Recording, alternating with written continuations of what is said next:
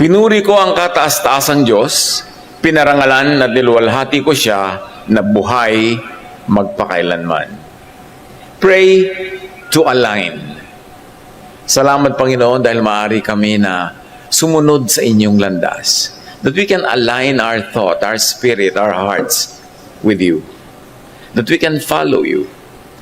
Sa sandaling ito, kayo po, Panginoon, ay magpaliwanag sa amin, luwalhatiin po kayo, at ang karunungan ninyo makarating sa kalit-litang bahagi ng aming pag-iisip, ng aming kilos at buhay.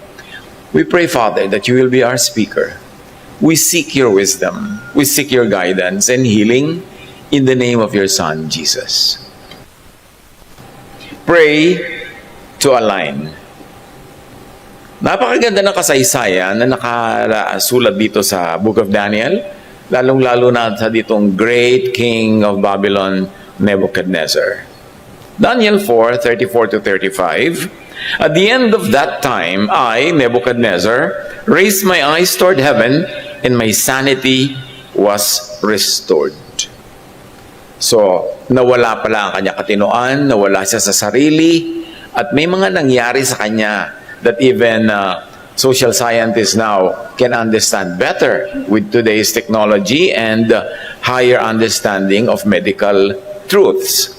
Pero sabi niya, bumalik ang kanyang katinoan nung tumingala siya sa langit. Ibig sabihin, nung siya'y nagdasal, nung siya'y lumapit, nung siya ay nagpasakop sa kataas-taasang Diyos. The context of this is that he was king of Babylon who were known to worship other gods.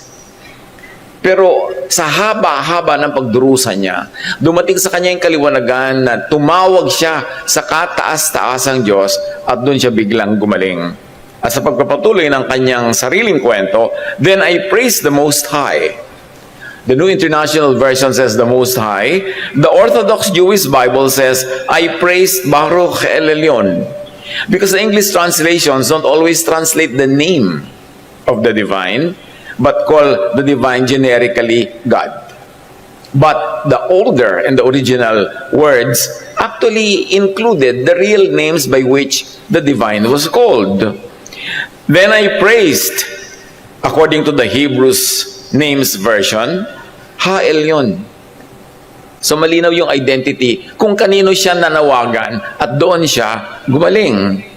Then I praise the Most High, Baruch El Elyon or Ha Elyon, and all the other translations in English say God. Then I honored the Most High God.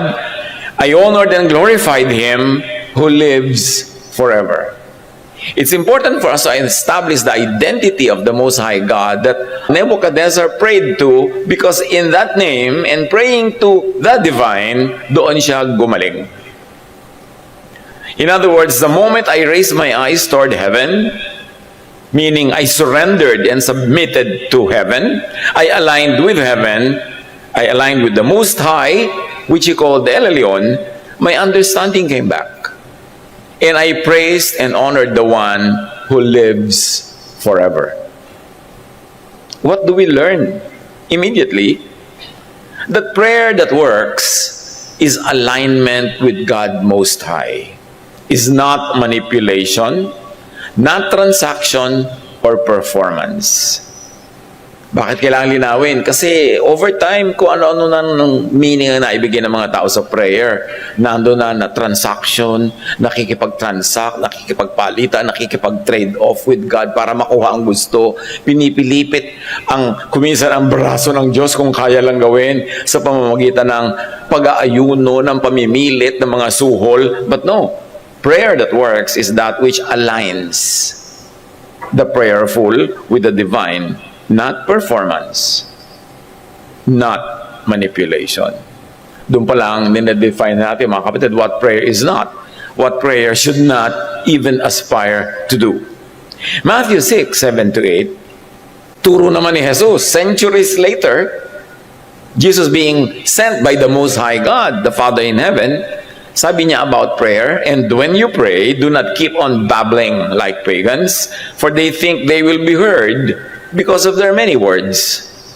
Do not be like them, for your Father knows what you need before you ask Him. Alam na ng Ama kung anong kailangan mo bago ka pa man humingi o magsalita. Alam na ng inyong Ama ang inyong pangangailangan bago pa ninyo ito hingin sa Kanya. So, do not pray to inform God. Kasi alam na niya. Magpe-pray, Diyos ko, ang nanay ko po nasa ospital. Sa Diyos, alam ko na.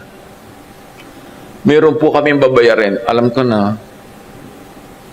Meron po akong sakit na maluba. Alam ko. Why are you informing me as if I didn't know? Alam niyo kung bakit maraming ganong informative part ng prayer? Because it is a performance. It is a prayer uttered before an audience or before other people who don't know the background of what you're praying for. So binibigay mo yung background also actually for the sake of the other humans listening, but not really for God. Kaya dapat nililinis natin yung mga laman ng prayer natin para walang unnecessary babbling, sabi nga ni Jesus, like pagans do. Do not pray to inform God. Do not pray to inform even the audience or to impress. Ang panalangin mabisa ay yung nakaayon, pagsang-ayon sa Diyos na kataas-taasan. Hindi pakikipagtunggali, hindi pamimilit, hindi pag-uungot-ungot para yung gusto mo ang masunod. Hindi ano ba ang ibig ko? No. Kundi ano ba ang kalooban ng Ama? Doon ako aayon, doon ako susuko, at yon ang aking idadalangin. Kung gayon ang sasabihin ng aking bibig o iisipin ng aking utak na prayer, yung kung ano talaga ang ayon sa kalooban ng Ama. 1 John 5:14, this is the confidence we have in approaching God, that if we ask anything according to His will, He hears us. Dapat according to God's will. Huwag natin ituring ang Diyos sa parang isang indulgent grandfather na uungot-ungot ka na apo, may milit-milit, mamaktol-maktol, pagkatapos makukuha mo ang iyong gusto. Kasi ang tunay na panalangin, hindi para hanapin mo kung anong gusto mo, kundi hanapin mo ang kalooban ng Ama at umayon ka doon. Kasi yun ang mabuti. Yun ang tiyak, at yun ang jived with the other interests of the universe. Kasi you are part and particle of this universe. Alignment restores clarity. Pag willing ka na sumuko sa kalooban ng Ama, lumilinaw ang iyong isip ko, ano talaga ang tama, anong mabuti, anong dapat. Kasi nakakalito sa isip, nakakagulo sa isip yung gusto mo, yung ibig mo, yung ipipilit mo. So, willing ka na mag-submit, agad-agad, lilinaw ang iyong utak. Kasi nawawala ng kakompetensya sa loob ng ating isip, yung kung ano ang kalooban ng Diyos. Alignment strengthens the will to obey. Kasi kung willing ka na talagang susunod, willing kang sumunod. At lalong lumalakas ang iyong kagustuhan na sumunod. Kasi decided ka na susuko sa kalooban ng Diyos dahil yun ang tama at yun ang mabuti. Alignment restores clarity, strengthens the will to obey, and fine-tunes discernment. Oras sa hinubad natin ang ating selfish agenda at isinabmit natin ang sarili natin sa tunay na will of God, lalong lumilinaw ang ating isip.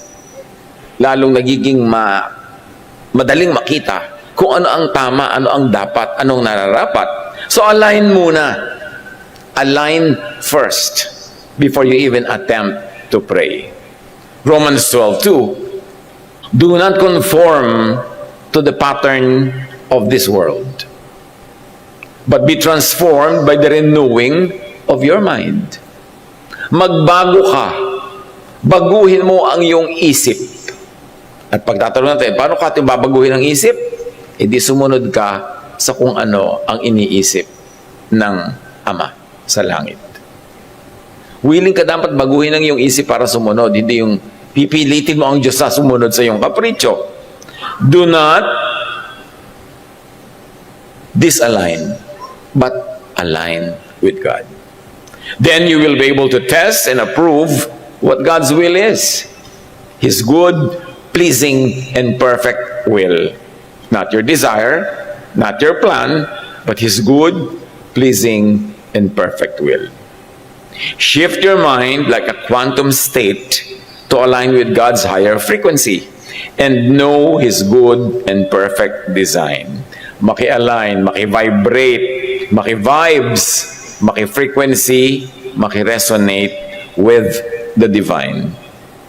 And you will imagine that I'm already using quantum terminologies here because over time, sa tagal-tagal ng pag-aaral natin ng scripture, ng religious history, maraming mga bagay na dahil sanay na tayong naririnig from that angle, nadidinig sa ganitong tono, sa ganong uri ng discussion, gasgas na. Wala na tayong bago maintindihan. In fact, minsan namamanhid na tayo. But to understand scriptural truth from the angles of quantum principles, nagiging tool ito para lalo nating maintindihan, ma-appreciate kung ano yung scripture. Hindi ito kontra, hindi ito iba, kundi dagdag na tool to appreciate the truth of scripture.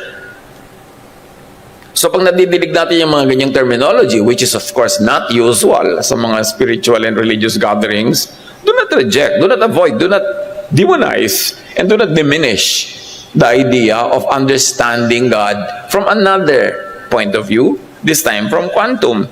Kasi nakakadagdag talaga ng depth, ng width, ng understanding.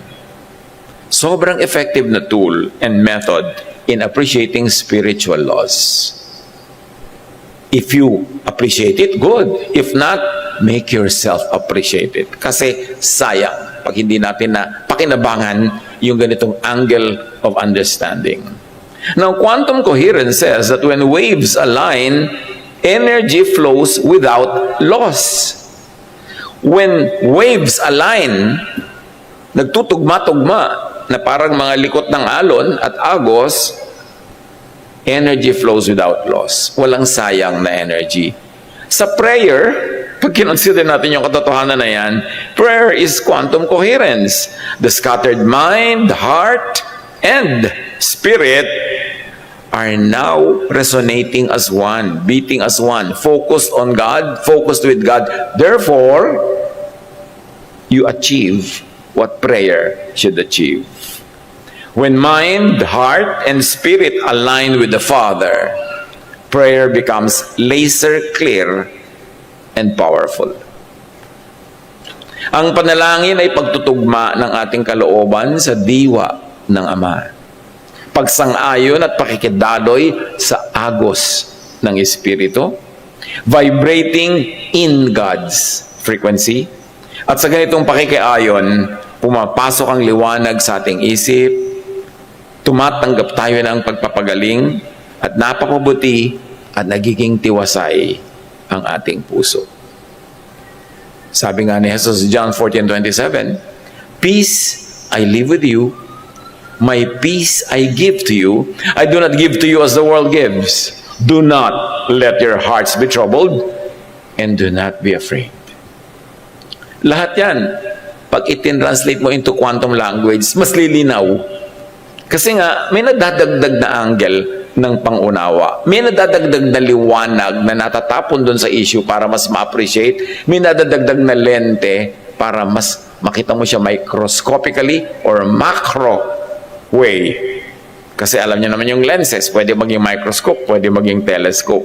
In both cases, the tool enhances your understanding of the visual phenomenon that you are looking at. Anong relevance nito kay Nebuchadnezzar? Kasi sabi niya, nung nag-align ako sa iyong kalooban, Most High God, bumalik ang aking katinoan. Kasi ano ba yung nagtanggal ng katinoan niya in the first place? Bakit ba siya nawala sa sarili? Ang nakaraan. From 605 to 562 BC, Nebuchadnezzar was the great king of Babylon, which is present-day Iraq, more or less. He conquered nations, built empires, and surrounded himself with priests, counselors, and scholars of his religion. And the religions of the world that was known to him, because at that time, Babylonia was the emporium of the world, the civilization's capital, that part of the planet. In other words, itong si Nebuchadnezzar ay maalam, no? Knowledgeable, but sadly, not wise. To the point na nawalan siya ng katinoan. Being informed does not always equate with being wise. Marami tayong information. Now, there's information technology, there's a burst and a revolution of information, but are we wiser? Kaya natin pinag-aaralan itong Nebuchadnezzar because there is a Nebuchadnezzar in each one of us. And the madness that happened to him could be happening in us or in our loved ones at the moment. Kaya masarap hukayin ang pinagmula ng kwento niya. Now, Nebuchadnezzar was obviously not an Israelite. He was a learned Babylonian, steeped in the traditions and wisdoms of his civilization. But pride consumed him. Like many successful people, he became very proud. His arrogance drove him into madness.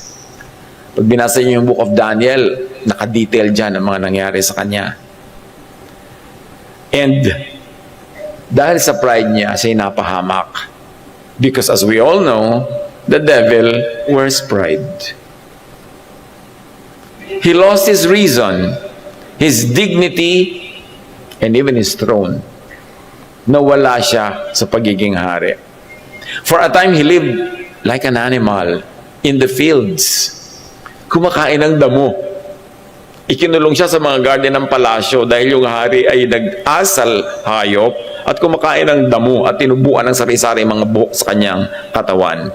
Now, hindi lang yan isang hiwaga. Many doctors and scholars today suggest that what happened to Nebuchadnezzar can be understood as mental or neurological breakdown. Psychosis, if you will, schizophrenia, or boanthropy. Yun yung rare mental disorder where a person believes and behaves like an animal eating grass outdoors. At sa istorya ni Nebuchadnezzar, nasa Daniel chapter 4 yan. Sabi ng mga ibang mga practitioners ng health sciences, ang nangyari sa kanya is bipolar disorder with psychotic features or severe depression leading to delusional behavior. Once more, why you belabor the story of this man who lived and died centuries away from us? Because as we have said, there could be a Nebuchadnezzar in us.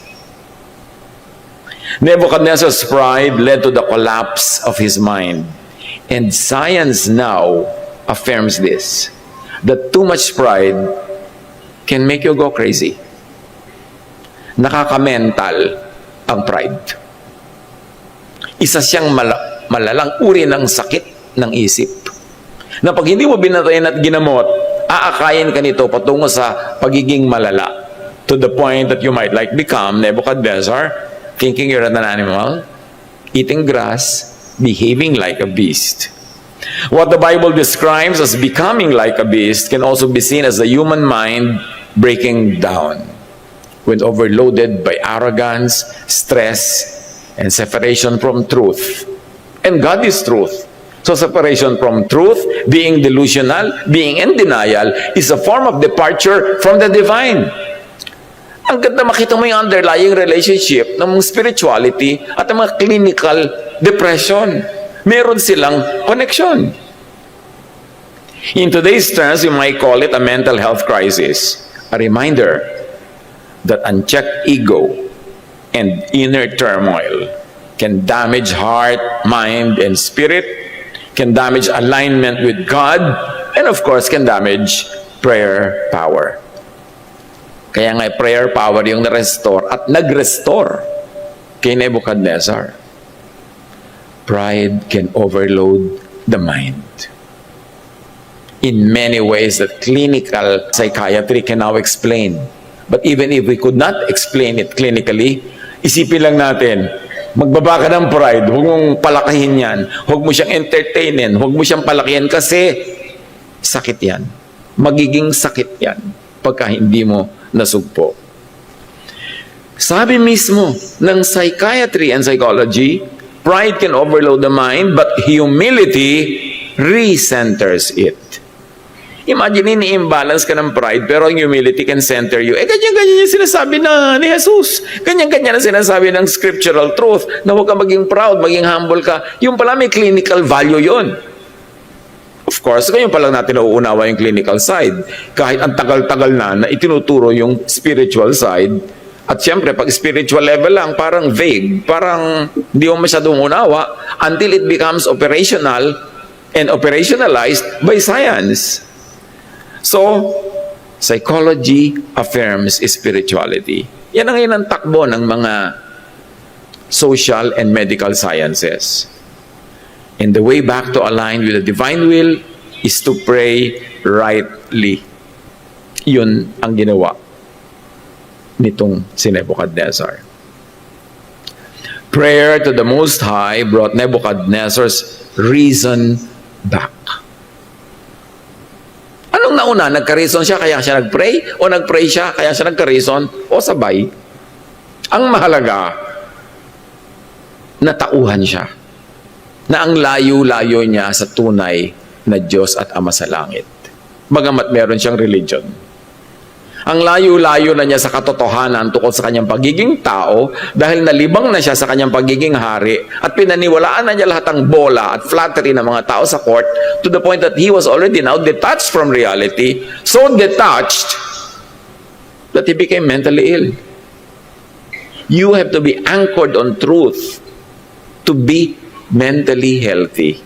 Even if the truth is about facing and accepting and living with your imperfections, with things that you should be humble about, because humility recenters our spirit kung nagiging imbalanced. Sabi sa psychology, humility resets the mind. Modern science confirms it. Ancient kings enacted it. Pag nilalaparan mo at nilalawakan ng pag-aaral, na pagkukonekta mo, yung mga sciences, yung scripture, history, psychology, psychiatry, archaeology, lalo mong na-appreciate ang katotohanan na itinuturo ni Jesus. Nebuchadnezzar, king of Babylon, lifted his eyes and prayed to Elyon, the Most High God, and his life was restored. We have read the verses. Ngayon si Jesus, anak ng kataas-taasan, ay nagpagaling ng ganyang uri ng sakit at lahat ng iba pa. Luke 8:28. There was a man who was possessed by so many spirits that he was hurting himself, he was cutting himself with stones, he was crying out in the night, and he was being chained with metal material, but he would wrench them apart na parang papel. Kasi nga, yung mental power niyan, nagtatranslate into physical power. Kaya maraming mga tao, when they're out of their mind, ang lakas eh. Because this kind of thinking releases adrenaline into your blood system. Changes you chemically to the point that you become so strong. The sad part is that you become so strong to do evil to others and to yourself. Kaya self-destructive. That's why it could only come from the enemy. An energy that self-destructs cannot come from God. Luke 8:28, this man who was suffering because he was so detached from truth, when he saw Jesus, he cried out and fell at his feet, shouting at the top of his voice, "What do you want with me, Jesus, Son of the Most High God?" The same Most High God that Nebuchadnezzar prayed to and named. Mabuti pa yung mga espiritong ito kilala nila si Jesus. Alam nila kung sino siya. Son of the Most High God. That's why this man, although he possessed great energy and power, run toward Jesus, knelt at his feet, and said, "Did you come to torture me? Please don't." Nakasubmit. Kinilala ang kapangyarihan ni Jesus. John 3:16-17 gives us an explanation for this mission. For God so loved the world that He gave His one and only Son, that whoever believes in Him shall not perish, but have eternal life.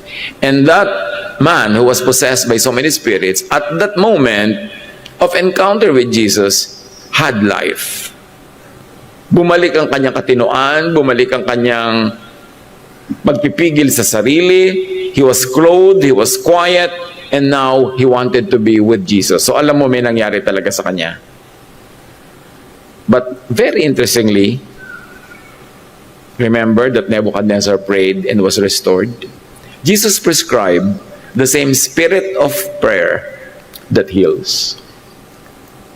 Matthew 6:6. And when you pray, go into your room, close the door, and pray to your Father who is unseen. Then your Father who sees what is done in secret will reward you. Why pray in your room? Why pray in secret? Para walang performance. Walang pa-impress at walang imposition on others. Kung minsan may a-assignan ka, kapatid, ikaw nga mag-lead ng prayer. Ay, ano po kaya sasabihin ko para magandang pakinggan? Ano bang sinasabi sa'yo ng Espiritu na ipag-pray mo? Di yun. Naku, isusulat ko po para tama ang grammar. Kung kahit bali-bali ito ang grammar mo, maintindihan ng Diyos. Sino ba kausap mo talaga? Ang Diyos o mga tao? Eh, syempre, pag may nagpe-pray naman, kaya nga po, fagfalaan niyo po kami. Na-open ko lang, wrong pronunciation. Yan ang mga evils of public prayer kuminsan eh. Kasi nagiging performance. Ang fafadifefe na sa kasaan ng fisod. Nagka-fifififem farang fafel. Yung pala naman, displaced lang yung pustiso ng tao. So, ang daming element. Kaya sabi ni Jesus, alam nyo, gusto nyo makapanalangin ng totoo, manahimik kayo mag-isa. There is no one to impress, no performance needed. You can pray from the heart. And more than that, you can listen to the Spirit to ask the Spirit what to pray for. Because you have to pray in accordance with God's will, remember? Eh kung minsan, pag group prayer, nakalista pa sa bulletin board kung ano mga ipagpe-pray. Sino nagsabi ito mga ipagpe-pray natin? Eh si Manang Tika. Eh siya pa ang Holy Spirit. Maraming issues. Kung minsan naman talagang spirit-led siya, pero who knows when and when not. Kaya, yes, pray with friends, pray with brothers and sisters, pray with family, but more importantly, never neglect personal, private prayer. Why? Eh, yun ang tinuro ni Jesus. Siyempre, siya ang tama. Yun ang mahalaga. Prayer is not performance, but quiet alignment with the Father. And you can align with the Father only when you're quiet, when you're pressured by others. When you are not pressured by any interest or agenda, you can open your heart and really let the Spirit flow. Through the route of humility, through the balancing light of the Spirit. Huwag nating mamaliitin ang kahulugan ng humility sa ating buhay. Kasi nga, nakita na natin kay Nebuchadnezzar dahil sa kanyang pride, nagkaganon siya. And even our modern sciences tell us that pride can decenter, humility can recenter your spirit. Now, Jesus gave the model prayer, the Lord's Prayer, as a framework to live by, not as a prayer text simply to recite. Ulitin niyo sa sarili niyo yan. The so-called Lord's Prayer is the framework to live by. It is not a set of words to memorize and just recite. Tapos pag ni-recite mo, kala mo, nagdasal ka na. So, do not just recite. Pray to align with God's will. And the Lord's Prayer given by Jesus is the key to understanding how to pray and what is the power behind prayer. The Lord's Prayer reveals hidden powers of prayer, which you will never see and appreciate kung i-recite mo lang, may memoryahin. Although, hindi masamang i-recite, hindi masamang memoryahin, pero dapat lumalim ka higit doon. Dahil may laman yon na susi para buksan ang kapangyarihan ng langit. Isa-isahin natin. Matthew 6:9. Sabi ni Jesus, this is how you should pray. Our Father in heaven, hallowed be your name, or may your name be honored. Anong power doon? Ang laki. Power of, and in the Jesus prayer here, sa simulang line pa lang, identity. Calling God Father aligns us with Him as children. Now, this was revolutionary. Gasgas na kasi sa atin to sanay na tayo, hindi na natin pinapansin. Pero nung panahon ni Jesus na sinabi niya yon, tinanong kasi siya, how do we pray? Sabi niya, pray like this, Our Father. Revolutionary yon, to call God in heaven, Father. Kasi ang nakasanayan nila is yung napakalayo ng Diyos, laging galit, laging nagpaparusa, at dapat ang ginagamit mong pangalan sa kanya, puro high-sounding, very important titles. Here comes Jesus saying, call Him Father. Taga Cavite po kami, pwede bang Ama? O di tawagin mong Ama. Pwede bang Tatay? Pwede bang Papang? Ganon ka-intimate. Bakit powerful yun? Nare-realize mo pa lang na anak ka pala. Ama pala yung kinakausap mo. Hindi ba empowering agad yun? Na hindi ka takot-takot lumapit, makakatabaan ng kidlat, makakakainin ng lupa. Kasi meron ba namang ama na gumagawa nun? Liban na lang pamisa-misan, baliw pala. Pero no, usually pag sinabi mong tatay yan, and actually in our culture, mas equivalent ng nanay, who is more close to the children, usually, kasi siya yung nasa bahay, usually. So, pag sinabi mo ganun, confident ka agad na, uy, I'm in good hands. I'm safe. And there's power available to me kasi ang kausap ko, tatay ko. So, you are children of the divine that you are praying to. Di ba empowering? Yung pala, pwede uwian na. Ang laki-laking empowerment na yun. Di ba ang laki ng confidence mo kung tatay mo yung may kwento nga na may sunog, nasusunog yung bahay. Tapos may mga tao, sinasabi doon sa bata na nasa bintana, talon, sasaluhin ka namin. May mga matitipunong mga lalaki, nagpa-bodybuilding, halika, talon kayo, sasaluhin kita. Tumalon yung bata doon sa payatot. Yan ang tatay niya eh. Hindi ka, doon ka tatalo sa tatay mo kahit payatot. But our Father in heaven is not weak. Kaya sabihin pa lang, our Father, wow, empowered ka na. Calling God Father is most revolutionary, even viewed as blasphemous by some leaders. For this reason, they tried all the more to kill Jesus. He was calling God His own Father. Sabi ng John 5:18. And Jesus was calling God His own Father, not only for Himself. He taught His followers, call Him Father. When you pray, begin with this, Our Father. Jesus gave ordinary people direct, pang-anak only access to God. At that time, and before it, walang direct access sa mga tao. Dadaan ka sa priests, sa religious leaders. Hindi ka nga makakapasok doon sa temple kung hindi ka Jew. Nakapasok ka na sa courtyard, hindi ka pa makapasok doon sa Holy of Holies kung hindi ka priest. At doon sa loob-looban, kung hindi ka high priest, hindi ka makakapasok. Bawal! May kortina. Ang pwede lang tumawid doon once a year was the high priest. But when Jesus died on the cross, sabi ng scripture, the temple curtain was torn from top to bottom. Ibig sabihin, lahat pwede nang lumapit sa presensya ng divine through Jesus. Hindi pa naman namamatay si Jesus sa cross. Sinabi na niya, pray, Our Father. Empowering. Because you are His sons and daughters, God sent the Spirit of His Son into our hearts. The Spirit who calls out, Abba, Father. Galatians 4:6. The Spirit of the Son was sent into our hearts. It was not sent into a stone or steel temple. It was not sent to a building. It was not sent to a religious group. It was sent directly to our hearts. Paano man may miss na may power agad yung prayer?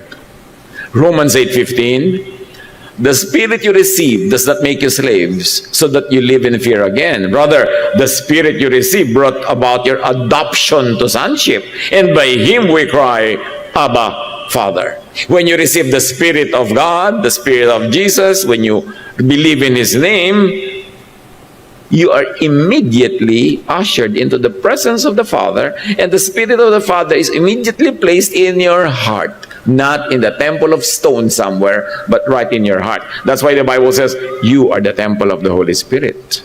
You are the temple of the living God. So hindi mo kailangan lumapit sa mga dalangin ng bato, hindi mo kailangan pumunta sa mga lugar dito, doon, sa bundok, sa batis, kahit saan. Kasi ikaw na mismo ang templo ng Espiritu. Isn't that power?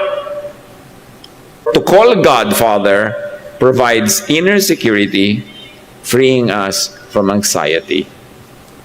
May takot ka, may need ka, meron kang mga sari-saring kailangan, nagsisimula ka pa lang, Our Father, alam mo na agad that you are in good hands.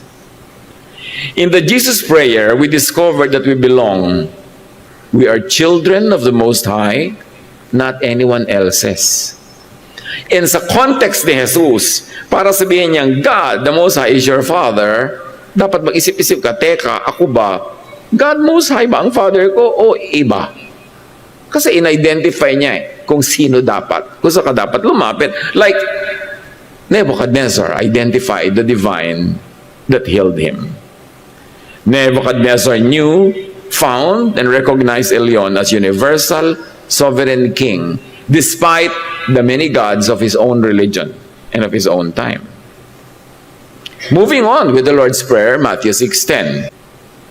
Your kingdom come, your will be done on earth as it is in heaven. Naway maghari ka sa amin. At sinabi ni Jesus, the kingdom of God is in you. In you. Nasa isip mo, nasa puso mo, nasa iyo. Kaya you are the temple of the living God. And knowing that, bakit ka pa ngayon mag-aalinlangan na blessed ka? Bakit ka magkakaroon ng unnecessary takot o nervyos o mga duda when you yourself are the temple of God and the kingdom of God is in you? Hindi mo kailangang magpunta kung saan-saan, mag-pilgrimage dito, magpagulong-gulong doon, lumusong doon, o makyat dito. Kasi the temple of God is right in your heart. Very accessible. Yan ang ginawa ni Jesus, made God accessible. Kasi most religions, sila yung nakaharang sa mga tao, nakapagitna between the divine and the people, na hindi makakarating yung people to the divine kung hindi dadaan doon sa religion. Kung hindi dadaan sa kanilang mga ritual, mga requirement, at mga places, special places. But Jesus says, no. God is your Father, and the kingdom is in you. Imagine how revolutionary that was when said before his Jewish audience of his time. Now, this is the power of, and in the Jesus prayer, alignment. Prayer bends us, not God. Huwag gamitin ang prayer na pag-bend sa God para tayo ang masunod. When we pray, we bend ourselves para tayo ang magswak sa kalooban ng Ama. Prayer is not transacting. Prayer is submitting, bending to the will of God. Tayo ang sumunod, tayo ang aayon. At doon pa lang, dumadaloy ang pagpapala mula sa kalangitan patungo sa ating mga issues. Prayer brings our little kingdoms into line with heaven's order. And that is what prayer should achieve. Not my agenda, but I'm submitting my personal little agenda to the major agenda of heaven so that all of us, followers of God, people of God, will be in tune with that one will of God in heaven, and there will be unity on the earth. Sociology observes that healthy societies flourish when individuals align to higher shared order. Pag pinag-aralan natin ang kasaysayan ng mga kabihasnan, the history of civilizations, those that reach great heights were always surrendered to a higher cause. May that cause be religious or political or sociological, whatever, nag-achieve sila ng greatness sa kanilang mga lipunan dahil lahat sila ay sumang-ayon na magpasailalim sa isang mas mataas na layunin at tungkulin sa buhay. Kung saan nagkakasabog-sabog ang mga lipunan, ay may pagkakanya-kanya kung ano ang mahalagang gawin at kanya-kanya ng paggawa. Prayer aligns private will with cosmic order. merong cosmos, merong universe, merong earth, may paghimpapawirin, and there are powers in the air and everything. Now, prayer aligns our private will with a great universal cosmic order. The oneness of God with creation. Now, Nebuchadnezzar's reign was restored when he acknowledged Elion's rule even over him who was king, not only of Babylon the kingdom, but of Babylon the empire that ruled that great part of the world. Now, Matthew 6:11 moves on. Give us today our daily bread. What is the power of, and in the Jesus prayer here, sufficiency. It's empowering to feel sufficient and to know that you are sufficient. Neuroscience shows worry raises cortisol. Gratitude restores balance to body and mind.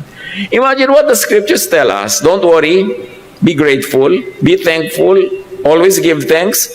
Even neuroscience tells us the same thing. That worry raises cortisol. It is poisonous in our blood to be filled with cortisol. But worry poisons your blood system and your mind. But gratitude restores balance to body and mind.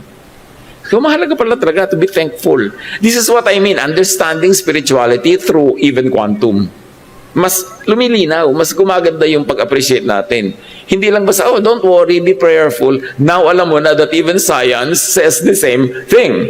And now there's an explanation. Chemistry of the blood. Anxious thoughts raise stress.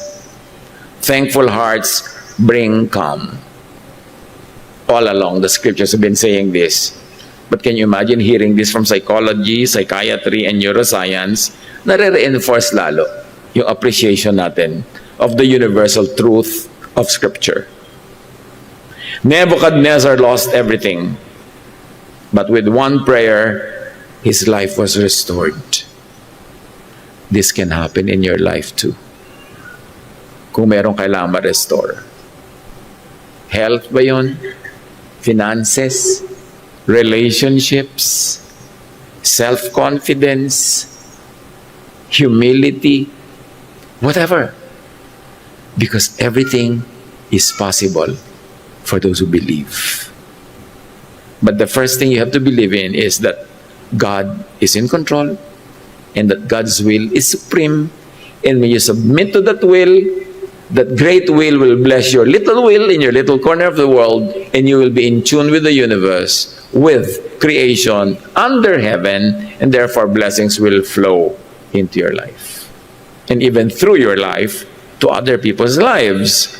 We too can live with less anxiety if we trust the Most High to provide daily provision. Look at the psychology behind the prayer, give us this day our daily bread. Because when you look for your monthly bread or your yearly bread, may stress ka. Pero kung daily lang yung hinihingi mo, madali namang gawin. In fact, siguro lahat naman sa inyo pag uwi sa bahay, meron naman kayong pagkain today. Pero baka hindi lahat merong nakareserva for 2035. Kasi pag ganun kalayo inisip mo, ma-stress ka. Kaya sabi ni Jesus, pray for your daily bread. Ewa po daily lang. Paano naman bukas? Because God will be here tomorrow. The God of today is the God of tomorrow. So, ang hingin mo yung for today. Paano po bukas? Di humingi ka uli. Kaya nga daily ang hinihingi. Matthew 6:26, sabi ni Jesus, look at the birds. They don't plant or harvest or store food in barns, for your heavenly Father feeds them. Aren't you far more valuable to Him than they are? Again, we go to the issue of trust. Nagtitiwala ka ba? Kung hindi ka kasi nagtitiwala, you will hoard all the food that you will need until you die, which means you will deprive your neighbors of the food that they need now because you will store them for yourself for next week. Kaya nakakatahimik din ng loob yung pagtitiwala. Hindi yung recklessness. Yung faith na alam mo that when you live according to God's will, you will be amply provided. Matthew 6:12, forgive us our debts, as we also have forgiven our debtors. Anong kinalaman na sa prayer and for a quiet life? What is the power of and in the Jesus prayer here? Flow. Bakit flow? Unforgiveness blocks the channel. Pag hindi ka nagpapatawad, sinasabi sa iyo ng Biblia, hindi dadalo yung pagpapala. But now, the sciences also tell us the same thing. Studies show forgiveness lowers stress, blood pressure, and depression, improving overall health. Clinical truth na yan. Yung mga nagpapatawad, bumababa ang presyon ng dugo, bumababa ang stress level, pati depression nila, unti-unting nababawasan sa pagpapatawad. Forgiveness, intervention, reduce cortisol, and restore emotional balance. Kaya ngayon, sa clinical counseling, important part na yung turuan, akayin, i-encourage yung pasyente na magpatawad. Kasi marami pala sa sakit niya galing sa hindi pagpapatawad. Galing sa sakama ng loob, galing sa hinanakit, galing sa mga himutok, galing sa mga galit, sa mga pagkamuhi at pagkasuklam. Lahat ng yan ay nagiging physical sakit. Di ba nakikita mo nga kuminsan sa mukha agad ang sitwasyon ng tao. So, yung pagpapatawad, matagal lang itinuturo ng Biblia. Ngayon, nabubuklat ng science, oo nga tama, magpatawad ka. Kasama na siya ngayon sa therapy. Forgiveness clears the path, so blessing and peace can flow again. Kaya sabi ng Luke 6:37, forgive and you will be forgiven. Magfo-flow ang blessing. Kaya pala hindi nagfo-flow, sa'yo nakabara eh. At anong mangyayari sa'yo pag sa'yo nakabara, ikaw ang babaho. Ikaw ang maiimbak. Sa'yo hindi dadalo yung mga bagong mga provisions kasi barado. And lack of forgiveness blocks the path of blessing. You can say it now clinically, you can say it spiritually and scripturally, and you can say it quantumly. Imagine, nadadagdagan yung tools natin to appreciate these realities. Psychology confirms that forgiveness frees us from cycles of resentment. Nebuchadnezzar confessed pride and was restored. In prayer, we release our pride, forgive others, and find that life itself begins to move freely once more. And it begins with humbling yourself, admitting your errors, forgiving others who have wronged you correctly or incorrectly, or baka naman guni-guni mo lang that they have wronged you. But in any case, whether they have wronged you or not, if in your heart you consider them as having offended you, you carry that burden in your heart and you are the one who gets sick. Matthew 6:13, and lead us not into temptation, but deliver us from the evil one. Ang temptation ay hindi lang about lust or money. Nagigil dyan ng religion. Pag sinabing temptation, lust agad, money agad. Kaya tuloy, nabulag na dahil doon lang lagi nakamulaga, doon nakatingin, doon nakatitig. Hindi na tuloy natitingnan yung iba pang angles ng meaning ng temptation. Ang temptation ay hindi lang about lust or money. It is more about trials that push us to fear, to surrender, to neganess, or compromise trust in God. Kaya ang dasal ay ito, Father, keep us from losing faith and save us from the evil one, protect us from trials that break faith. Actually, when you expound the prayer, that's where it will lead to. Ilayo nyo kami sa mga tukso. Anong tukso? Yun pong matukso kaming huwag magtiwala sa inyo, yung matukso kaming matakot, yung matukso kaming mawalan ng gana sa buhay, yung matukso kaming mawalan ng pag-ibig, yung matukso kaming yumabang at maging makasarili. Yan ang mga tukso na mahalaga, hindi lang yung last end, money. Although may halaga din yun na dapat maunawa at dapat iwasan. Pero hindi lang yun. Kung bakit doon gigil ang religion, money and lust. Pero ang dami pang ibang mas malalim. And one of the gravest temptations is this, to lose faith in the will of God to the point na ikaw na ang gumagawa ng sarili mong paraan kahit labag sa paraan ng Diyos dahil wala ka na ng tiwala sa Kanyang kalooban at kalooban mo na ang iyong sinusunod. Importante yung prayer. Lead us not into temptation. Father, keep us from losing faith. What's the power of, and in the Jesus prayer, protection. Bakit? Pag itong lahat, conscious ka, ito pala yung dapat kong pag-ingatan, ito pala yung dapat kong gawin, nagkakaroon ka ng divine protection from all the lies about life, sa mga kagilagilas na kasinungalingan tungkol sa buhay na ito, na kumisan because we are molded by too much religiosity or too much politics or too much philosophy or whatever belief system, nakakalimutan natin tingnan yung maraming angles ng katotohanan. Wala tayong balance. Kulang ang pag-unawa natin. Informed, conscious prayer is shield that turns us away from destruction and rescues us from the distortions within. Mga baluktot na pag-iisip tungkol sa Diyos, tungkol sa ating sarili, tungkol sa buhay. Inner freedom is the power to resist destructive impulses. Parang pag sinuri mo mga tao, parang genetically disposed to self-destruct. That many people, given the chance, will destroy themselves. Bigyan mo ng pera, sisirain nila ang buhay nila dahil sa pwedeng mabili ng pera na hindi nila dapat bilhin, pero dahil kayang bilhin, binibili. Pag binigyan mo sila ng konting luwag, aabusuhin nila yun hanggang maging addicted sila to anything they get addicted to. Binigyan mo ng pagkakataon ng tiwala, wawaldasin nila yung tiwalang yon para maging makasarili, para magyabang, para mag-abuso. Merong propensity for self-destruction. And this prayer, when internalized, opens our mind, and that openness, that wisdom, protects us from the danger of being misled, even about what true sin is, what true temptation is, what true prayer is.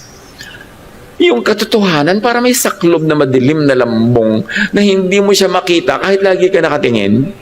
Kaya dapat lagi ka mag-examine. Angatin ang tabing na nagpapadilim sa katotohanan. And that means looking at truth from many angles, from many disciplines of knowledge, para mas maraming liwanag ang pumasok sa ating isip dahil ang tunay na kalaban natin ay kadiliman ng isip. Informed and conscious Jesus prayer trains the mind to reframe temptation. We have to reframe it. Kasi pag lagi ang temptation lang sa utak natin, money and lust, ang dami na palang temptation na pumasok, hindi natin nabantayan kasi hindi tayo nakatingin. Hindi natin binabantayan. Informed and conscious Jesus prayer trains the mind to reframe temptation as opportunity to align with the divine. Remember, every temptation is a chance to succeed or to fail. Hindi lang siya to fail. It's an opportunity, katulad ng contest. Ang contest, hindi ka lang yan para matalo kasi mayroon kang opportunity manalo. Lahat ng ginagawa mo, may opportunity kang manalo. That even temptation is a good opportunity to stand for God, to stand for the divine will. So hindi siya masama. Basta harapin mo ng tama at magwawagi ka para sa katotohanan ng kataas-taasan. Di salamat, dumating yung temptation, nagkaroon ka ng chance to win a contest, to have an award, and to understand the meaning of what Jesus did for us, to win for us. He was our champion. Informed and conscious Jesus prayer strengthens self-control. Pag na-identify mo, ano ba talaga yung mga temptation, ano ba ang power ng Diyos, nagkakaroon ka ng better control of your life, of your destiny. Pag sinuri-uli natin yung mga nangyari kay Nebuchadnezzar, tapos bigla tayo nag-segue kay Jesus, very interconnected. Nebuchadnezzar was delivered from the inner evil of arrogance and delusion. Pag ang tao naging proud, walang nag-check, magiging prouder. Walang nag-check, nagiging proudest hanggang mag-self-destruct. And you see this happening around us. Ang taong pinapabayaan para gawin ang lahat ng gusto niya, lalo't empowered, tapos hindi napaparusahan, hindi na itatama, hindi chinecheck. Para yung isang bull running around in a house of crystals. Sisirain ang lahat, lalo ang sarili. Importante. Si Nebuchadnezzar, para siya makarecover, naging totoo. Nagpakatotoo, tinanggap niya ang kanyang abang kalagayan, and from that humble state, lifted up his face to heaven and asked the Most High God to deliver him. And that's what happened. You cannot be praying to God from an ivory tower. You have to be there on the ground, from a humble level, so that you will look up to the divine. So, kailangan maging makatotoo sa sarili tayo. Manalamin, suriin ang sarili, tanggapin ang katotohanan, and begin from there. Hindi tatanggapin para yun na maging forever, kundi para maging springboard para sa pag-angat, sa pagbabago, sa pag-ayon sa kalooban ng Diyos. We too must pray for deliverance, not only from outside dangers, but more importantly, from our own inner prisons, our self-image, our delusions about ourselves. Remember, detachment from truth is detachment from God who is truth. So we better attach and reattach to whatever is true. And doon tayo magsimula para tayo makarecover. As a person, as a family, as a society, as a nation, as human race. Could anybody be going through Nebuchadnezzar-ness? Pero ba diyang may pinagdadaanan na wala Nebuchadnezzar? Nade-depress, nawawala sa sarili, na-isolate, mabaliw-baliw. Tapos unti-unti ka nang nawawala ng control sa iyong faculties, sa iyong isip, sa iyong emosyon. Well, salamat na lang, nakasulat ang kwento ni Nebuchadnezzar and connected with the prayer of Jesus. Lift your eyes to the Most High. Not to anyone else, to the Most High. Align with His will. Release pride. Yan ang pinakamalala nating karamdaman. At kailangan kilalanin yun. Ay, oo nga, proud ako. Ay, oo nga, marami akong nasisirang relasyon dahil sa aking pride. Ay, oo nga, marami akong hindi nagagawang tama dahil sa aking pride. Kilalanin yun. Kasi sa pagkilala sa katotohanan, nagsisimula ang kaliwanagan na nagdudulot ng pagpapala. Release pride, forgive. Dasal kayo ng dasal, tapos hindi ka naman pala nagpo-forgive, di baliwala. Tumatalbog lang. Kasi yung malinis na puso na hindi dinadaluyan ng kung ano-anong blessing dahil may nakabarang pride, dapat muna tanggalin yung pride dyan. Ibaba si pride. Wala pa naman sumaya sa pagiging proud eh. Wala pang natahimik sa pagiging proud.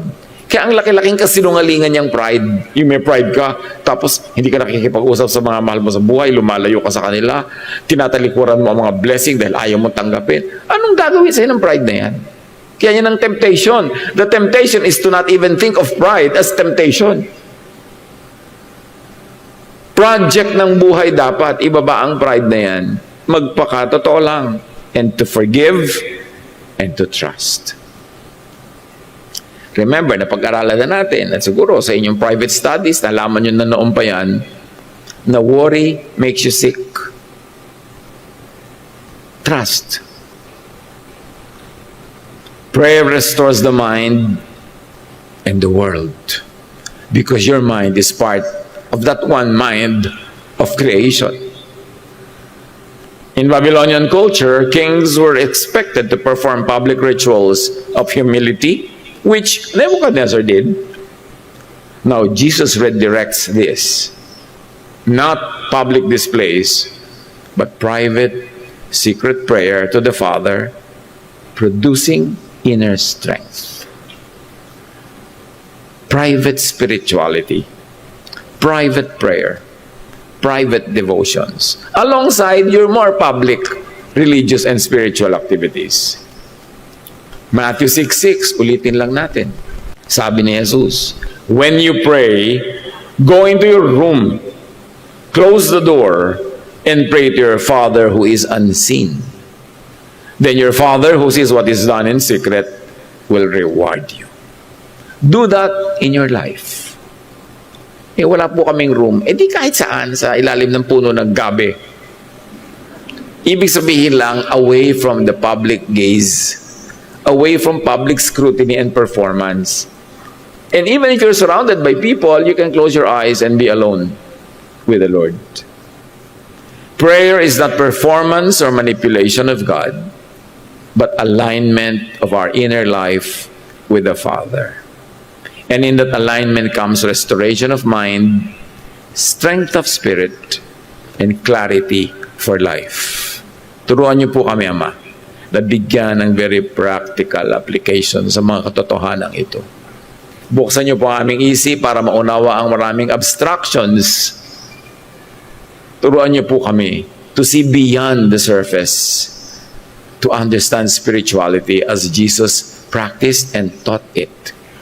Na hindi lang puro religiosity, kundi deep spiritual communion with you. Na nagsisimula sa pagbababa namin ng aming pride, sa pagpapatawad sa kapwa at sa sarili, at sa pagtitiwala sa inyo. Sa ganitong mindset, dito lumalago ang aming buhay, tumitibay ang aming pananalig, at nagkakaroon kami ng kapayapaan. Pagkalooban nyo kami ng iba yung karunungan na maunawa at maipamuhay ang mga ito. Mapag-isa tayo sa presensya ng Diyos, the Most High God. Be alone with the Divine. Let the Divine speak to you right now, at bigyan tayo kanya-kanya ng mga personal applications na pwedeng-pwede agad nating gawin. Be with the Lord in silent reflection. May mga nagsasabi pa nga, life is never fair. Ano daw po ba talaga ang sinasabi ni Solomon tungkol sa bagay na ito? Itong ating pag-aaral ngayon, pinamagatan natin, When Life Seems Unfair. Heavenly Father, thank you that you are just, that you are good, that you are wonderful. Pagalingin niyo po kami ngayon sa mga sakit ng aming espiritu at emosyon. Patawarin niyo po kami sa aming mga kasalanan. Palakasin niyo po aming espiritu. Buksan niyo ang aming matatenga para tumanggap kami ng mga pagpapala, karunungan mula sa inyo. We open our hearts to your correction, Lord, to your teaching, and to your blessing. May we lift up your name. We bring you our hearts, Lord, to be filled with your glory and with your power and with your love. We bring to you our songs, our music, our offering, our thanksgiving, our gratitude. We like to meet with you, O God. Deal with your people. Sit on your throne of power and dispense blessings. We ask you to protect us from evil men and evil spirits. May you also protect our loved ones, our homes, all the cares that you have given us, Lord. May you be the protector. And right now, give us peace. Restore our strength, our health, and allow us to enjoy your wisdom. Enable us to understand. In the name of your Son, Jesus, we pray. Ecclesiastes 9, verses 1 up to 3. So I reflected on all this and concluded that the righteous and the wise and what they do are in God's hands. But no man knows whether love or hate awaits him. Sa pagbubulay-bulay nitong may akda ng mga ngaral, sabi niya na, totoo nga, ang lahat ay nasa kamay ng Diyos. Pero walang nakakatiyak kung ano ang naghihintay sa bawat tao. Pag-ibig ba o pagkamuhi? Kasiyahan ba o lungkot? All share a common destiny.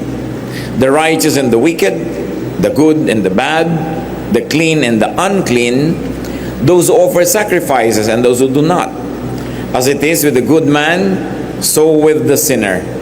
As it is with those who take oaths, so with those who are afraid to take them. This is the evil in everything that happens under the sun. The same destiny overtakes all. The hearts of men, moreover, are full of evil, and there is madness in their hearts while they live, and afterward they join the dead. Isa pong observation ni Solomon, that anything can happen to any one of us, so we never know if life will be good or bad. But exactly the same thing will finally happen to all people, and he probably refers to death, to the end of this earthly life.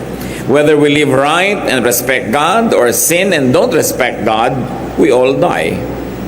At sinasabi niya, it's terribly unfair for the same thing to happen to each one of us.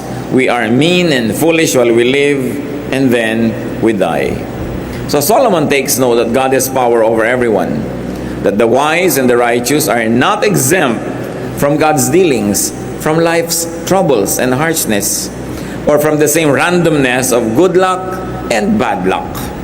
Dito po napakalinaw ng pagtuturo ni Solomon tungkol sa mga pangyayari. Paano mo nga naman ito ipapaliwanag na hindi naman lahat ng mabuti ay mabuti ang nangyayari sa kanila agad-agad? Hindi naman lahat ng masama, parang napapahamak din agad-agad. Sabi niya, may mga bagay na hindi natin maintindihan. At ang tawag nga dyan doon, meron daw dinarat na ng malas at may dinarat na ng swerte. Kung bakit allergic ang maraming conservative Christians tungkol sa katotohanan na yan, pero ang totoo, nangyayari naman talaga.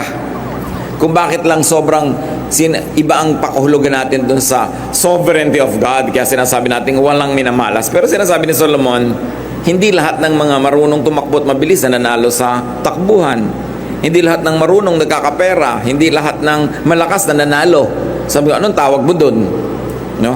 Kaya kung minsan, napakalungkot ng pananaw niya sa buhay, at sinasabi niya that death is a great leveler.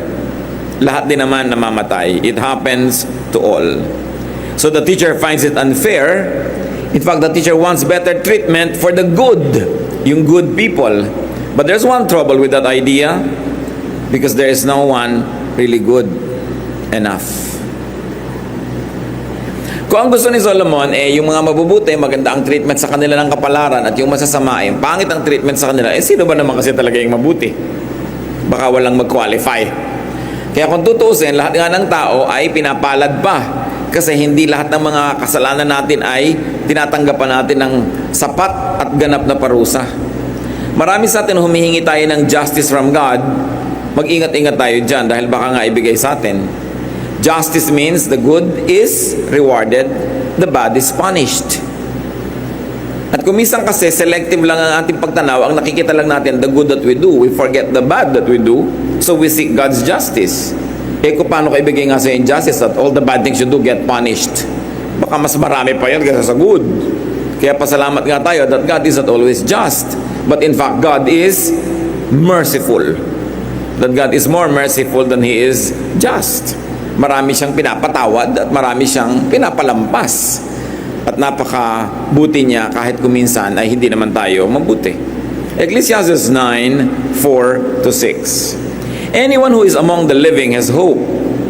Even a live dog is better off than a dead lion. For the living know that they will die, but the dead know nothing. They have no further reward, and even the memory of them is forgotten. Their love, their hate, and their jealousy have long since vanished. Never again will they have a part in anything that happens under the sun. This is not a bleak look at death. Ang tinitingnan dito ni Solomon, yung physical, earthly death. At sinasabi niya, kung nabubuhay ka pa, may pag-asa ka pa. Kaya mas mabuti pa kung aso ka na buhay kaysa leon ka naman na patay. Sabi niya, yung buhay, at least alam pa niya na mamamatay siya. Pero yung patay, sabi niya ganun, wala na yung consciousness na nangyayari dito sa earth. Siyempre, nag-iba na yung consciousness mo.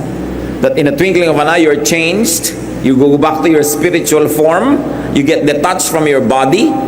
Kaya parang damit na hinubad mo lang yung katawan mo. Pag namatay ka, hindi na ikaw yon, yung naiba ka na. Kaya sinasabi ni Solomon, kaya pag namatay ka na, wala ka ng consciousness tungkol dito sa lupa. Hindi ka na nakikialam tungkol dito, iba na ang iyong pinapahalagahan. Ang mga pag-ibig mo daw, ang mga panibugho, ang mga passions mo, wala na. Hindi ka na muling makakasangkot sa mga nangyayari dito sa lupa. So what's the teacher's take on life and death? That life offers hope and chances. Basta buhay ang tao, may pag-asa. Kaya sabi, kahit aso ka, basta buhay, mabuti pa kaysa leon ka na patay. Life is better than death, no matter how great the going and the death is. Kaya ang ginawa niya pong talinghaga at metaphor, live dog and dead lion. If we're going to extend that application, that the least person alive is better off than the greatest person but is dead. Habang ang tao may buhay, meron siyang pag-asa, meron siyang pagkakataong maging dakila pa, mag-improve pa ang kanyang situation. Kaya yung buhay lang kuminsan, kahit pa nga para kang nakaligtas sa sunog na wala kang dala kahit ano, pero yung buhay ka, dala-dala mo yung buhay mo, napakalaki na yon na dapat ipagpasalamat. At napalaking bagay para ipagdiwang. This thought of Solomon challenges and deconstructs the common notion that great death and heroism is glorious. Sabi niya, lion ka nga, dead ka naman. Di ba buti pala lang na dog ka na lang, na alive. Sa culture po ng Israel, yung dog ay mababang uri ng hayop yon. Hindi katulad ngayon na pet mo yung dog, mahal na mahal mo yung dog. Sa kanila, pag sabing dog, mababang uri. Kaya sabi niya, mabuti na yung pinakamababang uri ka, buhay ka naman, kaysa ang taas-taas pero patay. Ano ang minumungkahi niya dito? Therefore, stay alive. The primary duty of life is to continue living, to stay alive. Sino kaya at ano ang konteksto ng mga sinasabi dito ni Solomon? Kasi kadalasan, mga kapatid, tayo ay kinokondisyon to think that it is glorious to give our life to causes. Bakit binibigyan ng mga medalya yung mga heroes? Para marami pa uling mamatay para sa isang act of heroism, pampa-encourage. Bakit binibigyan ng mga award, mga pagkilala yung mga naulila? Para mas gumaan ang dibdib nila sa pagbibigay ng mahal nila sa buhay at iniala yung buhay ng mahal nila para sa isang cause. Anong cause yun? Maybe patriotic cause, maybe cause for the environment, maybe cause for an ideology, whatever it is. But Solomon is saying, magkaingat ka. Huwag kang agad-agad nagbibigay ng buhay mo at masasakripisyo ka para sa isang bagay na magiging dead lion ka. Napakahalaga sa tao na siya ay buhay. Bakit po kakaiba ang pananaw na ito? Katulad pa ni Solomon, hari siya. Siyempre, mga hari, gusto niya yung mga army, buong pusong namamatay para sa king. No? Siyempre, ang gusto ng estado, ang mga tao, buong pusong nagbibigay ng buhay para sa bayan. Ganyan-ganyan. Pero kung tutusin, ano ba yung bayan? Kung minsan ang pagkakakilala mo, sino ba yung bayan? Yun lang palang mga mayayaman doon, sila lang pala yung bayan. Kasi sila lang yung gumagamit sa bayan, sila yung nag-e-enjoy ng bayan, sila yung masarap ang buhay sa bayan. Tapos ang dami-dami mga taong ine-encourage silang ibigay ang buhay para sa bayan. Pero yung definition pala ng bayan is only for the elite. It can happen. Kaya ang pabala dito sa atin ni Solomon, bago ka magpakabayani, tingnan mo muna. Kung ikaw'y batang-bata at napasali ka sa isang ism, isang ideology, isang fraternity pa nga kung minsan, frat war, ibibigay mo yung buhay mo para doon sa fraternity, para sa broad. Pagkatapos maaalala ka lang naman nila, wala pang isang taon o 3 or 5 years. Tapos yung mga brad mong buhay, natuloy na buhay, nagkaroon ng asawa, anak, nagkaroon ng buhay na mahaba, ikaw matagal ka nang nakalibing, namatay ka para kay brad. No? So, pinapaalala natin dito, kanino mo binibigay ang buhay mo? Kasi madalas po ang mga tao ay inuuto para ang buhay nila, ibigay nila sa kung ano-ano mga causes. Pinipili lang natin kung ano yon. Ba, kung minsan yan hindi na pala uso yon at namatay ka para doon tapos hindi na uso ngayon. Pero hindi ka na natuloy na nabuhay. Kung 17, 18 kang namatay, hindi mo na naranasang magkapamilya, magkaanak, magkaapo. May monumento ka nga, pero alam mo ba na may monumento ka? Patay ka na nga. No? Hindi natin binabaliwala, mga kapatid, yung nagbibigay ng buhay para sa mga very, very noble causes.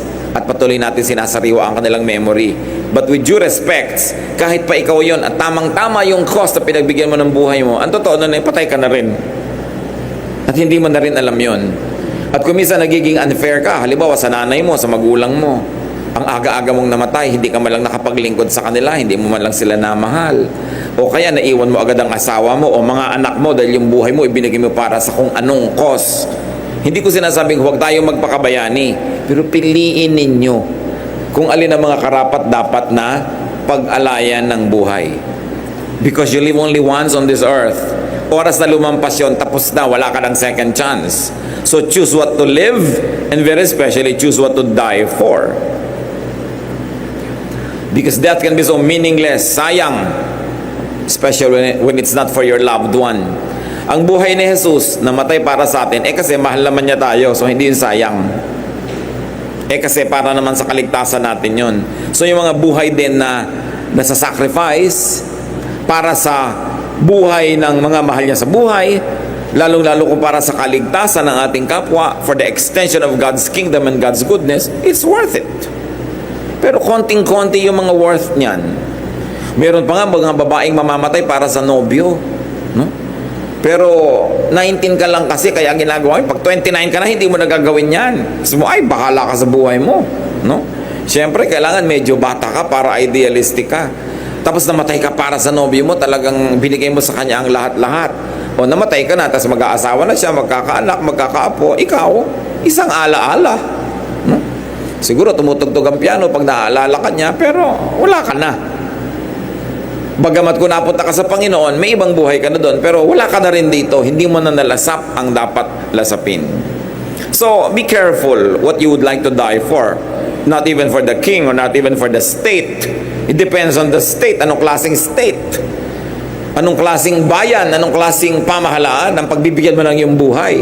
Habang nagbibigay ka ng buhay mo, nagpapasasa pala yung iba sa dugo na isinasakripisyo mo. Kaya ang itinuturo ni Solomon dito, hindi sa huwag pahalagahan yung mga ganyang bagay, kundi ang buhay napakahalaga. Dapat hindi ka madaya, hindi ka malugi, at hindi ka madaan sa propaganda o pambobola ng mga makapangyarihan na gusto ka lang gamitin para sa kanilang kapakanan. In other words, don't be a needless hero. Don't die a meaningless death. So what's the teacher's take on death? That death ends earthly consciousness, earthly feelings and involvement and participation. Pag ang tao namatay na, putol na ang relasyon niya sa mga bagay na makalupa. Kaya maniniwala ka ba naman na may taong namatay, babalik pa para ituro kung nasaan yung naiwan niyang kwentas?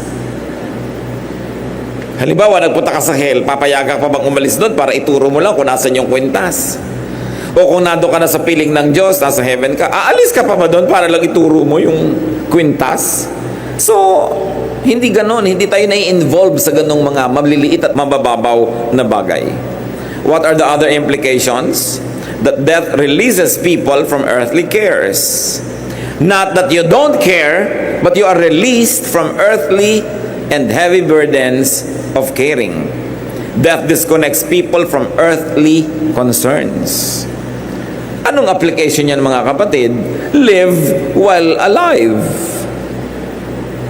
Mahilig ka palang kumain ng siniguelas, kumain ka na ng kumain ngayon kasi pagka sumakabilang buhay ka, wala na yun.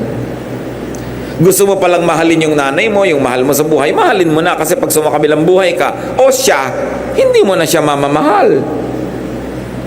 Gusto mong paglingkuran ng mahal mo sa buhay, maglingkod ka na ngayong may sakit. Kasi pagka siya sumakabilang buhay na, kahit lagyan mo ng bulaklak yung puntod niya araw-araw, hindi na niya concern yun. Kaya habang kaya niyang tanggapin yung pagmamahal mo, ibigay mo na. At habang kaya mo magmahal, magmahal ka na. Para kung sakasakali na ikaw ang sumakabilang buhay o siya, wala kang pagsisisi. Kasi sasandali ang buhay. At hindi naman nagpapaalam yung mga namamatay. Bihira yon. Diba? Minsan biglang-bigla ka. Akala mo magtatagal pa. Gagawan mo pa sana ng paraan. Ipagpaparty mo pa sana yung nanay mo. Pero umurong na ng umurong dahil ngayong taon tinamad ka o next year, umurong na, namatay na bigla. Hindi mo na maipag-party. Kaya sabi nga, kung may mamahalin tayo, may gagawin, gawin na. Dahil pag naputol na ang buhay dito, may ibang buhay na pagkakaabalahan yung tao, yung espiritu niya. Kaya dito na tayo magmahalan. But the nice thing about it, brothers and sisters, is that death releases people from earthly troubles. Napapawalan tayo, lalo't hirap na hirap ang katawan at may sakit. Lalo't alam mo ang espiritu ay babalik na sa Diyos. Ayaw mo man, pero niluluwagan mo ang loob mo, pinapayagan mo na. At nang sa ganon ay makalaya na rin sa mga hirap. Ano nga ba naman ang saysay na nabubuhay kang puro hirap yung katawan mo? Hirap na hirap. Naghihintay naman ang Panginoon sa kabilang buhay para bigyan tayo ng ginhawa. Kaya meron na namang isang application yan. Habang kaya ng katawan mo na mag-enjoy, mag-enjoy ka. Sa paraang hindi ka nagkakasala, nagkakamali o gumagawa ng mali sa kapwa at sa Diyos, pero enjoyin mo na. Kasi kung minsan, nagkakasakit ka, hindi mo na kaya. Kung minsan, hindi mo na kayang kumain. Namamaga ang lalamunan mo, hindi ka na maka-enjoy. So habang hindi ka na mamaga, dapat pinapahalagahan mo yon at ginagawa mo yung dapat mong gawin. Habang nakakalakad ka pa, mamasyal ka ng mamasyal. Kasi kung minsan ang tao, ayaw man yan, napaparalyzed. Mabuti ng mabuti kung may wheelchair ka at may mga magbubuhat sa'yo. Pero kung wala, kaya ang mabuti, habang kaya ng tao, hindi niya ipinaghihintay ng matagal yung kanyang paglasap ng ligaya na Diyos din ang gustong magbigay sa kanya. Nagsisave ka, yes. But don't save too much na tuloy hindi ka na nag-enjoy today, hindi ka na nag-enjoy next week, hindi ka na nag-enjoy next month. Kasi ang pinagsasavean mo, retirement 20 years from now. Pwedeng dumating yun, kung hindi. Kung ika 19th year, sumakabilang buhay ka, di wala ka nang na-enjoy doon. So ano po ang buhay na magandang i-apply natin dyan? Kasi si Solomon, very practical yung wisdom niya. Meron akong income ngayon, magsisave ako ng konti para sa future, gagastos ako ng konti ngayon. Para kung hindi na dumating yung future, hindi na ako nalugi kasi nag-enjoy na ako ngayon. Ngayon, kung dumating yung future, hindi rin ako lugi kasi nag-save naman ako para doon. Kailangan, everyday meron kang kasiyahan, meron kang pang isang linggo, nakasiyahan na once a week, ina-enjoy mo yun. Merong once a month, merong once a year. Pero hindi yung puro hirap, iniipon mo lang lahat yung saya mo sa dulo. Kailangan a little of everything. A little work, a little suffering, a little enjoyment is experienced every day. If not, at least every week.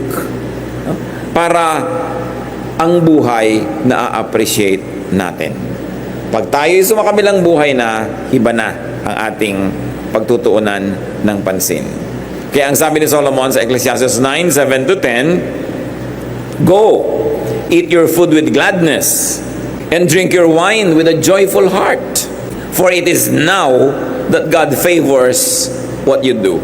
Not yesterday, not tomorrow, now. Yun pong now, mga kapatid, ang bilis lumipas. Maya-maya lang, tapos na tong now na to. Promise. So, dali lang yun, tapos na. Naranasan nyo ba na meron kayong party pinaghahandaan, mga 2 buwan, 3 buwan yung hinahanda, tapos yung party na tapos na agad. Halos hindi nyo naramdaman. Tapos bukas, hanggang sa dulo na yan, puro na lang past tension. Tapos na. So, anong lesson? Habang nangyayari yung event, mag-slow motion kayo ng panahon and enjoy it. Enjoy it. Katulad halimbawa ng mga babaeng ikakasal. Ang gusto siyempre, mahaba ang lakad. Yung iba, Pastor, gusto ko pong mahabang lakad. Magsimula ka na sa Vito Cruz. Ang haba talaga nun, kung gusto mo. O gusto mo, tugtog cha-cha para may atras. Ang tagal mo. Kasi pag dumating ka na dito sa dulo, tapos na. Di ba? So, tagalan mo na. Iba naman ang pagmamadali kasi ninenervyos. Savor the moment. Magbabakasyon kayo, enjoy it. Huwag kang masyadong lagi nag-aapura, nagmamadali. Sobrang nagra-rush. Kasi mamaya tapos na, nakauwi ka na, tapos na yung bakasyon, wala na. Nagkukwentuhan, halimbawa kayo mag-asawa sa kama na ang sarap ng kwentuhan nyo, bigla, ay teka, maglalaba pa ako. Hayaan nyo na, wag na kayo maglaba. Diba? Yung, hayaan nyo na, isuot nyo na lang uli kung gusto nyo. Pero, kailan pa babalik yung ang ganda ng kwentuhan nyo? Hindi mo lang pwedeng, teka lang ha, maglalaba lang ko, pagbalik mo, ituloy natin. Wala na yung spirit ng kwentuhan. Tapos na. Kumakain kayo, ang sarap ng kain nyo, huwag kayong magkapura. Kung hindi naman life and death yung nakataya, ay, hayaan mo na, malate ako ng konti, o mag-cancel ako ng activity kung kaya ko kasi bihirang nagkakainan tayo na masaya. In other words, brothers and sisters, enjoy the now. Pag pinalampas nyo yun, kahit ano pa ang pagsasentimiento nyo gawin, hindi na yun babalik. Kaya kailangan enjoyin. Meron naman yung kabaligtaran. Halimbawa, hindi enjoyable yung moment. Nabalian ka ng paa, nakasemento ka sa ospital, 2 buwan ka doon. Ang sabihin mo, lalampas din to. Kasi lalampas din. Magiging past tense din yun. Ang mahalaga lang, lampasan mo yung hirap at pagdating ng bukas, gising ka pa at buhay ka pa. Kaya masarap din na lumilipas ang panahon eh. Kasi ibig sabihin, walang pagdurusang permanent. At yun namang pag-enjoy, bagamat hindi permanent, pwede mong lasapin. Pag kumakain kayo mga kapatid, huwag isang kagat lulon. Bakit? Sa bibig lang masarap ang pagkain. Paglampas dito sa lalamunan, malaking trabaho na. Ba? Hirap na hirap ang tiyan mo, ang bigat-bigat ng feeling mo. Trabaho na yan, ang sarap habang nandun siya sa dila kasi nandun ang taste buds. Therefore, pag kumakain, lasapin. Diba? Huwag yung lulon lang ng lulon, nagmamadali. Biruin nyo, magmamadali kayo. Dahil sa breakfast, wala na kayong oras. Eh ano ba nung gumising kayo ng 30 minutes earlier than usual? Then you can sit down and relax and enjoy it. Kesa kumain lang kayo para mabusog. Masyadong mababa yun, panghayop. Yung kumakain lang para mabusog. Kasi ang tao dapat kumakain para masiyahan. Kaya ang tao kung ano-ano na invento, niluluto yung pagkain, inilalaga, ipiniprito, pinapalamig, may pinapalutong, may pinapainit, para masarap. Why? Because God likes you to enjoy. Bakit alam nyo na gusto kayong mag-enjoy ng Diyos? Nilagyan kayong taste buds. Pwede namang wala eh. Lulunin mo na lang at nang buhay ka. Pero ang bait-bait ng Diyos, He placed nerve endings in the most correct parts of our body to enjoy everything. God wants you to enjoy. Kung minsan ang pagtingin natin sa religion, para ang gusto lang ng Diyos, penitensya, luha, pagdurusa, hindi yun totoo. Hinihingi lang yon kung yun ang kailangan para ma-purify ang ating spirit. Pero kung hindi, God wants you to have fun. God wants you to enjoy. So ulitin natin ang sabi ni Solomon, go, eat your food with gladness. With gladness, ha? Huwag niyong pinipintasan ang pagkain pagkaharap niyo. Bigayan ng Diyos eh. Hindi, ang tabang, ang alat. Di ba?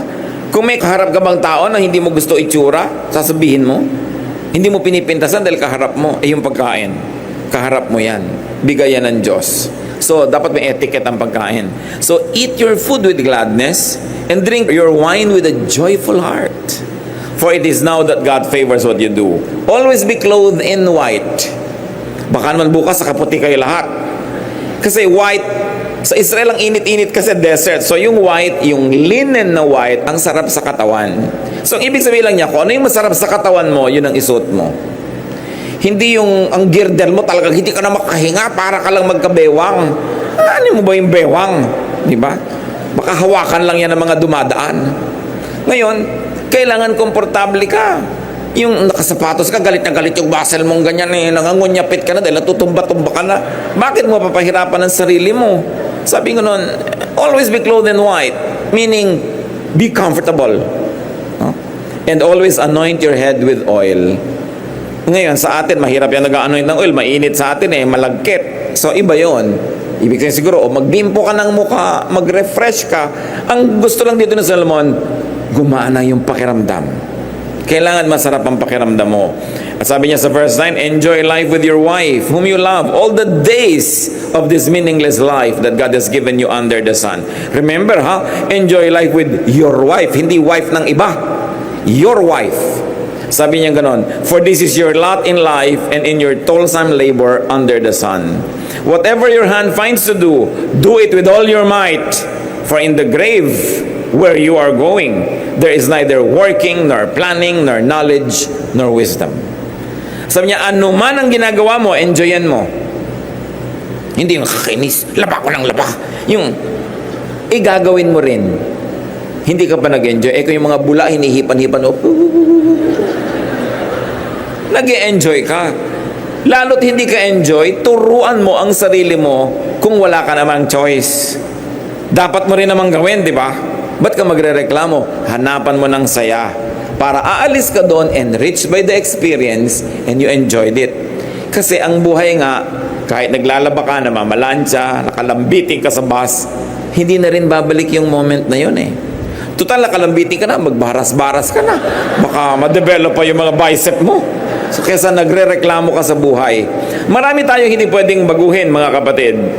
Pero pwede niyong baguhin ang attitude. Pag binago mo yung attitude mo, what used to be torture can now become enjoyable. And it can become an enjoyment. Kaya sabi niya, dress up, comb your hair, look your best. Life is short. Ganun. So better, enjoy it. At ito ang dapat mong gawin. Pag may ginagawa ka, do your best.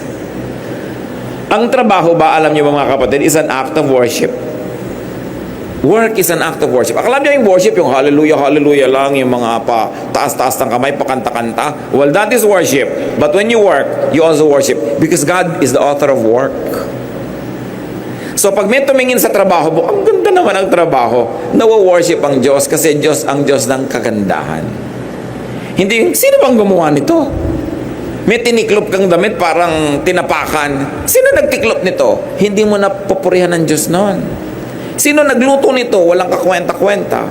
Ngayon, kung mag-uulam ka lang, tuyo at kamatis, sasta katambak lang doon, wala namang kalatoy-latoy. Kung may formation siya ng konti, yung kamatis mo, hiwa-hiwang parang bulaklak, sumasaya ang kainan ninyo. You enjoy the moment. Kung hindi kayo nag-enjoy sa buhay, mga kapatid, kasalanan nyo yan. Kasi tayo ang umiimbento kung mapapaganda natin o hindi ang isang bagay. So because people die, according to the teacher, you should be happy. You should enjoy life's elements. You should look good. Enjoy with your partner. And work passionately to enjoy it while still alive. Always make an effort to look good because looking good is a ministry. Because when people look at you, nagagandahan sila, nag-minister ka sa kanila. Because God is God of beauty. So inaayos mo ang sarili mo.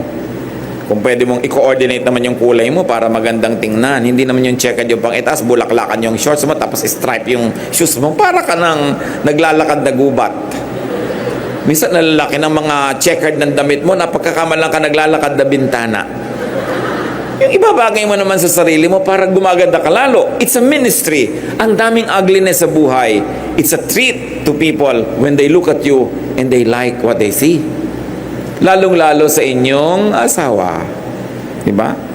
Yung mga iba naman dyan, kung kailan nasa labas, tsaka kay ganda-ganda. Kung kailan kaharap ng asawa, nando lahat ng putik sa mukha, mga baterya sa ulo, lahat ng mga nakakabit sa katawan. Yung kasama yung asawa. Kanino ba kayo magpapaganda? Siyempre, sa asawa nyo, hindi dun sa mga tao sa labas. So, yun ang number one audience nyo, yung partner nyo sa buhay. Hindi yung pagkakaharap nyo siya, wala kayo, nasa baso lahat ang ngipin nyo. Di ba? Tapos pagkakaharap ang iba, parang perlas yung mga ngipin ninyong ganyan. You choose your audience and you minister to those that love you the most. It is important to give them our best manners. Napakahalaga na lalo yung mga mag-asawang matagal na hindi na halos nagbibihis, hindi na nagpapaganda sa harap ng asawa. Maraming mga husbands hindi na nagtututbrush bago matulog. Complain siya ng maraming wives, husbands. No? Ang kuko, ang dumi-dumi, ang higa nila, grasa-grasa, lalo kung naglinis ng kotse. Dapat ibinabalik niya yung lagi na para kayong binata't dalaga, para laging exciting ang samahan. Magising ka man ng 2:00 ng umaga at tinignan mo yung katabi mo, hindi ka nagugulat. Lalo tinatamaan ng liwanag ng buwan. Kailangan inspirasyon. This is life. Yung mga may partner sa buhay, gift yan ng Diyos. Yung mga wala, it can also be a giftedness. Pero yung meron, gift yan, enjoy it, hindi tinatoto. Ito na naman to, dumating. Yung dumadating na yung asawa, kailangan handa ka para enjoy ka. Time management. It's very important to listen to Solomon kasi yan ang highest praise.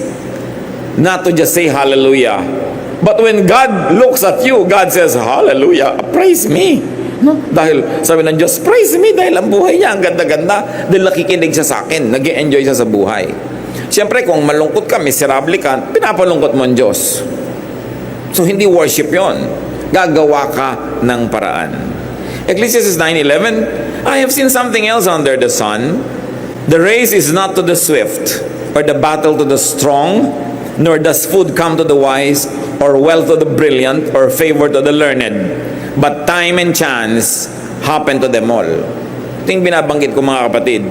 Sabi ni Solomon, sa talino ko na to, sa dami na naobserbahan ko, nakita ko na hindi lahat ng mabilis tumakbo na nanalo sa karera.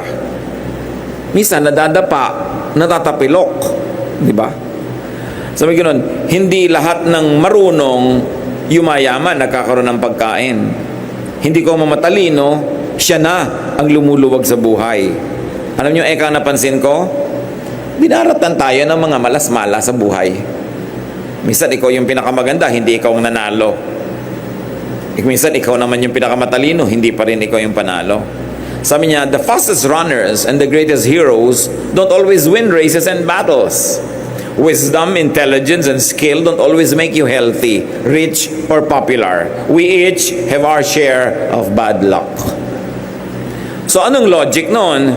That logic doesn't work all the time. Kung nagtatanong ka, bakit ganon, bakit ganon? Sabi ni Solomon, ganon talaga. Hindi laging yung inaasahan mo ang mangyayari. Maraming dapat ang hindi nangyayari. Because good luck, bad luck, randomness, and chance all happen. Nasa ng sovereignty ng Diyos? Nandun. Kasi ayaw din ng Diyos na alam mo na lahat ang mangyayari. Hindi ka na laging aasa, mananalig, lalapit sa Kanya. Pero dahil nga ganun, na kumisan sinikap mo na ang best, hindi pa rin ikaw yung best, always do your best. When you do your best, the best will probably not always happen, but there's one thing sure, the worst won't. It's not a guarantee that the best will always happen when you work hard, but there's something guaranteed that the worst won't happen to you. Probably hindi lang best ang nangyari, maybe second best, maybe good, but definitely not the worst when you keep doing your best. Accept the fruits of your work, accept your fate kung kailangan. And when having a very difficult life, ang magandang attitude, sabi mo, since there are no logical basis for things, even what's happening now can change to my favor. Mag-abang ka lang. Maghintay ka, manalig. Be alive when the good days come. Ecclesiastes 9:12, moreover, no man knows when his hour will come. As fish are caught in a cruel net, or birds are taken in a snare, so men are trapped by evil times that fall unexpectedly upon them. Yung ibon na lumilipad-lipad, alam ba niya kung minsan bigla na lang siyang tatamaan ng bala? Pero alam nga namang dahil baka siya tamaan, hindi na siya lumipad kahit kailan. Yung mga naglilipara mga ibon, alam ba nila na biglang pumasok pala sila sa isang net? Yung mga isda, ang dami-dami nila nagsuswim, hindi nila alam na sumusuot na pala sila sa baklad. Mahuhuli na pala sila ng fine net. Hindi mo alam. Sabi nga nila, the early bird catches the worm. E paano ka ikaw yung early, pero ikaw pala yung worm? O di nahuli ka ng early bird? Kung naging late ka na worm, hindi ka nahuli ng early bird. Kaya lang, hindi mo naman alam kung kailan ka magiging worm o bird. So early ka na lang lagi. Dahil mas marami yung pagkakataon na ikaw yung maging bird. In other words, none of us know when we might fall victim to a sudden disaster. And we can find ourselves like fish in a net or birds in a trap. Minsan may ang yaman-yaman, biglang nagkaroon ng reversal. Money changer, ang yaman-yaman na niya, tapos ang dami niya nabiling dollar ngayon. Dami-dami, biglang bumagsak ang dollar bukas. Hindi mo alam eh. No? Hindi mo alam. Nagtayo ka ng negosyo, kailangan ng pagkarami-raming kuryente, biglang naubos ang kuryente, brown out lagi, naghirap ka. Ayun namang mga may negosyo bigla ng generator, nagyamanan. Kung may tragedy, laging may umaasenso dyan. Ang mga kalugihan, kapakinabangan lagi ng iba. Because the world runs in balance. Hindi mo lang alam kung sino ka doon sa mga dadapuan ng ganda ng buhay o dadapuan ka ng hirap. So, anong dapat dyan? Be careful but not too careful. Because when you're too careful, you will not do anything. Sabi nga ni Solomon, if you always watch the weather, you will never plant. Pag lagi kang natatakot, lagi kang sigurista, hindi ka na mag-i-invest kahit kailan. But you calculate your risks. Minimize your risk, but take risks. That's what life is all about. Hindi ka pwedeng super sure. Talagang laging may element ng risk yan.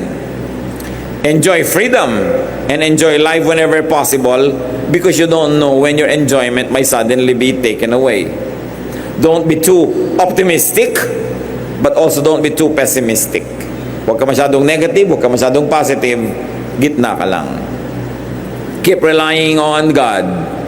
And because bad times can fall on anybody, listen, brothers and sisters, be good to those who fall on bad times. Pagka may mga biglang naghirap, huwag natin sabihin, kasi deserve niya yan eh.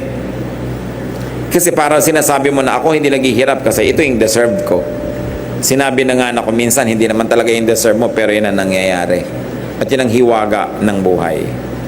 Pag kasi sinabi natin, yan ang dapat sa kanya. Careless kasi siya. Para na nating sinasabi ang sarili natin, excuse na ako na hindi tumulong kasi deserve niya yung nangyayari sa kanya.